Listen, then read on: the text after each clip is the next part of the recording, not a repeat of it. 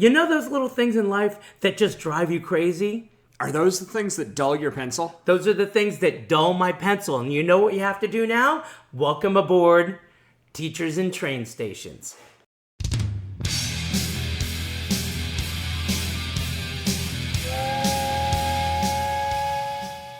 All right, Seth. What dulls your pencil? Oh, what dulls my pencil? Oh my God, let me tell you something. This is what really dulls my pencil. Stupid ideas that really do nothing, and in fact, sometimes make things work. We went from plastic straws in paper to save the turtles, which it doesn't do, to paper straws and plastic that actually create more carbon dioxide. And you need way more of these dang things. I'm sorry. Paper straws, they are terrible. That's what dulls my pencil, and it drives me nuts. What drives you nuts, Jeremy? You know, I got two things that drive me nuts.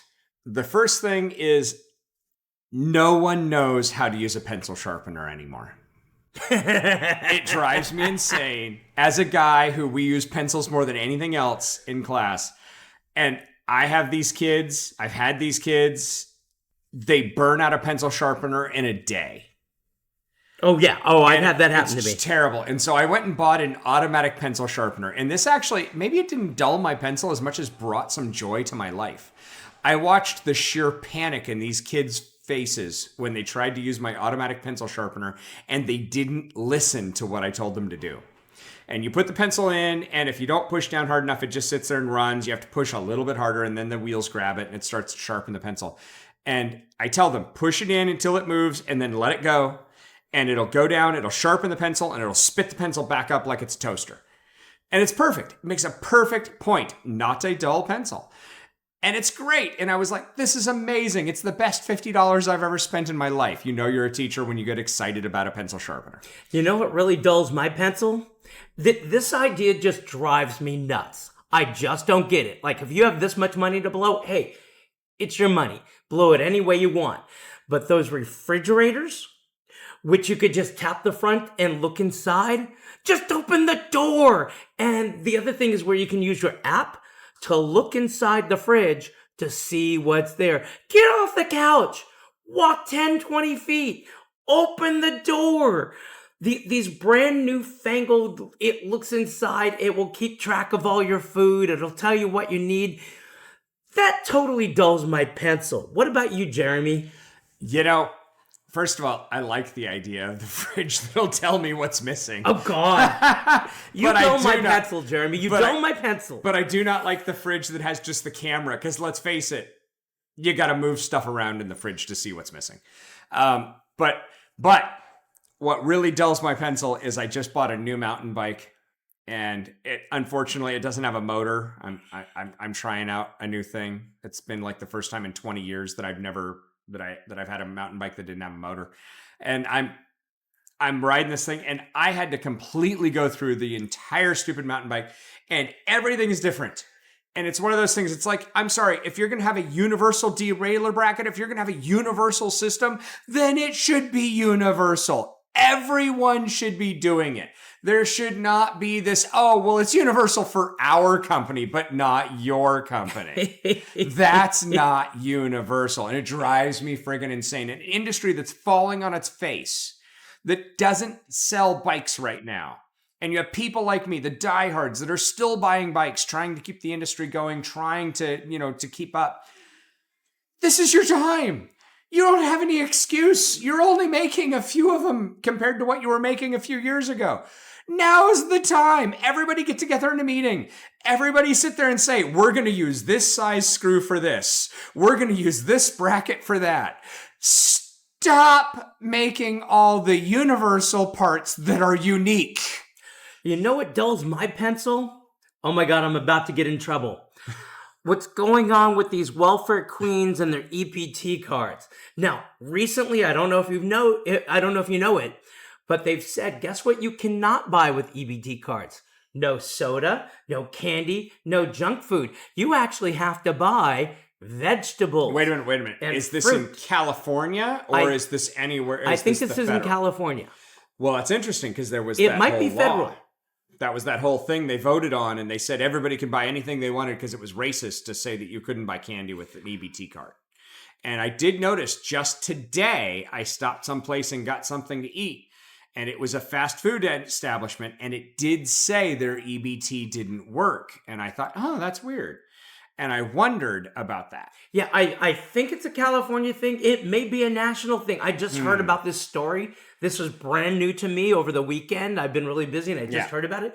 But I see all these people going, why can't I get soda and chips and dessert like cake and some Hostess Twinkies for my kids using my money with my EBT card?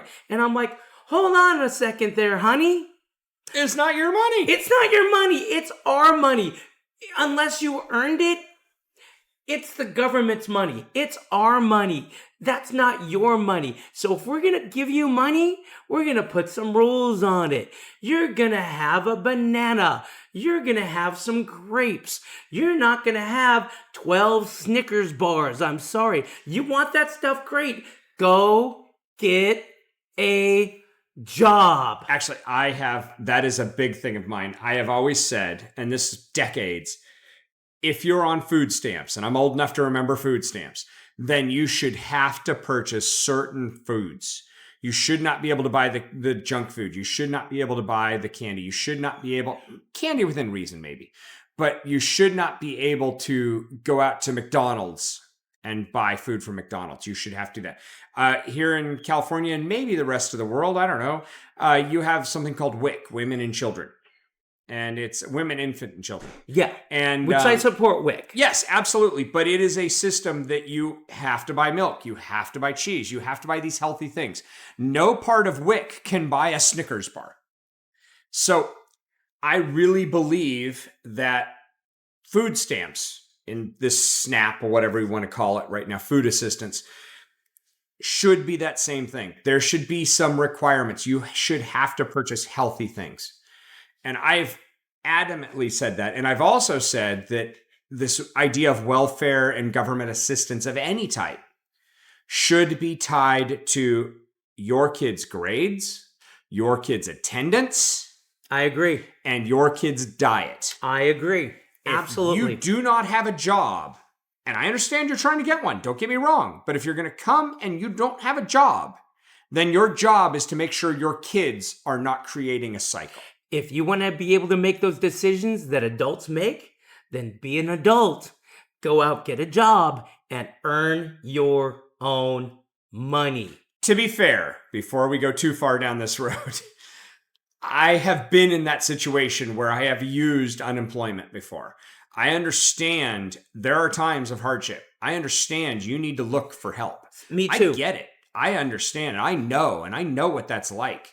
But that doesn't mean that you should be able to go and get sushi. Absolutely. That doesn't mean you should be able to go and spend $25 at McDonald's. You should be making those hard decisions of, ooh, well, you know what? We don't have that kind of money. We're going to stay home. You know what also dulls my pencil? This has been driving me nuts, especially as a history teacher. And I mentioned this to you earlier today. You know how President Trump, because of the crime and all the problems going on in Washington, D.C., and he wants to clean up the city, he has, quote unquote, federalized Washington, D.C., and you have all these left-wing people complaining, oh my God, he's federalizing Washington, D.C. Isn't Washington, D.C. a federal district? Yeah, it's a federal district. It's already under federal control. I mean, heck, the school board is run by Congress. And you know what's really funny? I've seen a lot of people, now keep in mind it's selected people who they're showing you on YouTube, but I've seen a lot of people saying, you know what?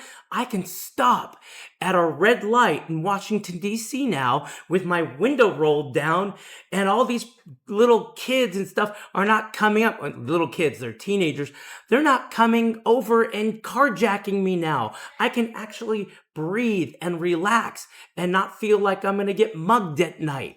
They're cleaning up the city, yet the left is complaining about it. Yep. It's funny. The one time I was there in D.C., right there in the touristy area, sure, absolutely clean. Never got approached. They were homeless, but they weren't bugging you. But as soon as you got a few blocks away from the touristy area of DC, it was like, wow. You don't want to go down the wrong These street. guys, I'm a big guy. I didn't necessarily feel unsafe, but these guys were like, hey, bugging you constantly. And it was like, wow, this is just like any other major city I've been in lately. But it's like, wow, I would have expected it different here. You know what I mean? What else dulls your pencil? You know what dulls my pencil the most? What? When people don't hit that subscribe and like button. Oh my God, And that you know what? drives me When crazy. people have an opinion, I like them to comment, but it really dulls my pencil when they don't listen to all of it and then they comment. You know what really drives me crazy is when they listen to it, and we are getting some really good listenership. A lot of people are listening to a lot of our videos. Now, some are only getting a handful, a couple dozen. We're getting some videos with hundreds and hundreds of listeners, but we need to get that subscribership base up. So just reach down there, hit that subscribe and like button, and join the train. Be a writer. And with that, We'll see you at the next stop. Oh, you do it. nope, go ahead. No, you do it. Do it. You know what dulls my pencil? That's your job. You do it. Well, then we'll see you at the next stop. And now my pencil needs to be sharpened. I have an automatic sharpener.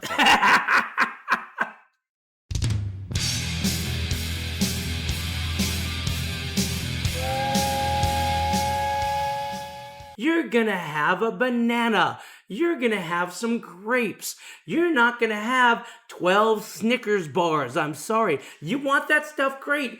Go get a job. Candy within reason, maybe.